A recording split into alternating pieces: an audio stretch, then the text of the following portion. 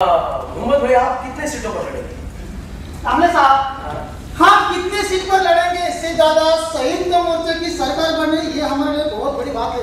अच्छा, धर्मांध और सांप्रदायिक ताकत को खत्म करना ये हमारा पहला लक्ष्य है। हम मुसलमान इस देश के अल्पसंख्यक है, मगर हम बहुजनों का एक अहम हिस्सा भी है।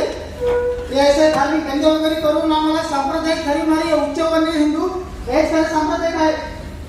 हिंदू धर्मात होणाऱ्या अत्याचाराविरोधात आम्ही बंड करून समानता मानणारे इस्लाम कबूल किया।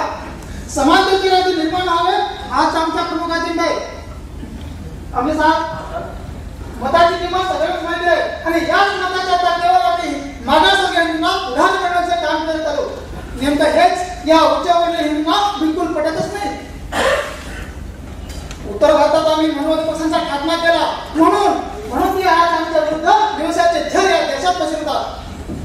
या झरी प्रचाराला मागासवर्गीय हिंदू बळी पडतात आणि आमच्या विरुद्ध हत्यार उचलतात। मग आम्ही प्रतिकार केला की याला हिंदू मुस्लिम दंगलीचे रूप देऊन आमच्या पाकिस्तानची नाते जोडतात।